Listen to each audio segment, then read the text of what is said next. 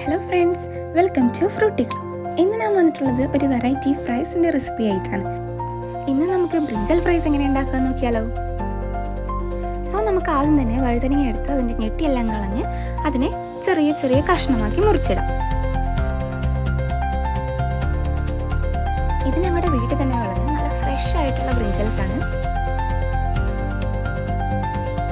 വഴുതനയുടെ ഞെട്ടി കളഞ്ഞതിന് ശേഷം ഇതിനെ രണ്ടാക്കി മുറിച്ച് അതിനെ നീളത്തിൽ നൈസാക്കി അരിഞ്ഞെടുക്കാവുന്നതാണ്. എത്ര നൈസാകുന്നോ അത്രയും വേഗം തന്നെ നമുക്കിത് വറുത്ത് കിട്ടുന്നതാണ്. അതുപോലെ അതിലേക്ക് മസാലയും പിടിക്കും. ഞങ്ങളിവിടെ ബ്രിഞ്ചലിനെ നീളത്തിലാക്കിയിട്ടാണ് അരിയുന്നത്. ഇത് വട്ടത്തിൽ വേണമെങ്കിലും അരിഞ്ഞെടുക്കാവുന്നതാണ്.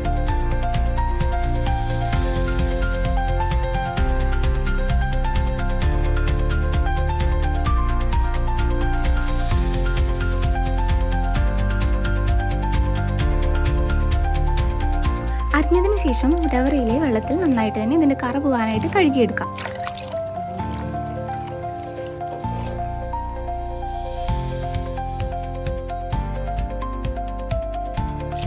ഇനി നമുക്കിതിനെ സെക്കൻഡ് ടൈം കൂടി വാഷ് ചെയ്തെടുക്കാം.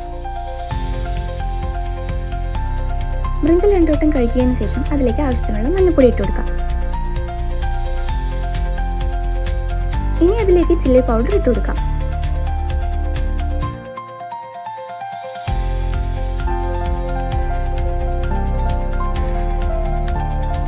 മുളക് പൊടി ഇട്ടതിന് ശേഷം ബ്രിഞ്ചലിലേക്ക് 1/2 ടീസ്പൂൺ ഉപ്പും ചിക്കൻ മസാലയും കൂടി ആഡ് ചെയ്ത് കൊടുക്കാം.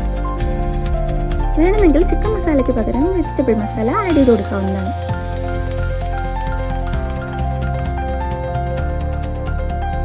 ഇനി ബ്രിഞ്ചലിലേക്ക് ഈ മസാലയെല്ലാം നന്നായിട്ട് യോജിക്കുന്ന വിധത്തിൽ കുഴച്ചെടുക്കാവുന്നതാണ്.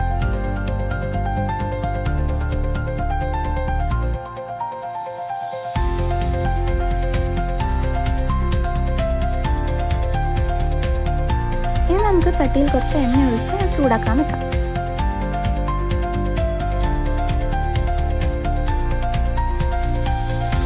എണ്ണ ചൂടായി കഴിഞ്ഞാൽ ബ്രിഞ്ചൽ ഇതുപോലെ ചട്ടിയിലോട്ട് വെച്ചു കൊടുക്കാം.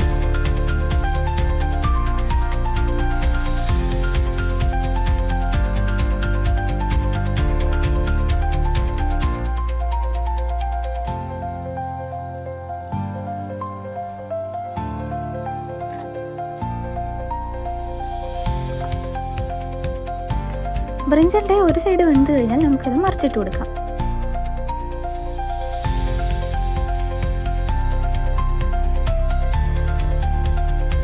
ഇനി ഇതേപോലെ ബാക്കിയുള്ള ബ്രിഞ്ചലും കൂടി വറുത്തെടുക്കാം.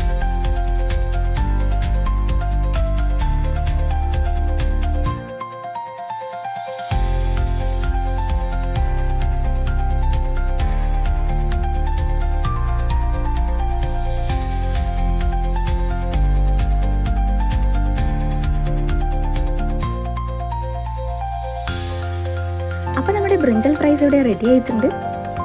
ബ്രിഞ്ചൽ ഉപ്പേരി വെച്ചാൽ കഴിക്കാത്ത ഇതുപോലെ ബ്രിഞ്ചൽ ഫ്രൈ ചെയ്തെടുത്താൽ വളരെ ഇഷ്ടത്തോടെ കഴിക്കുന്നതായിരിക്കും.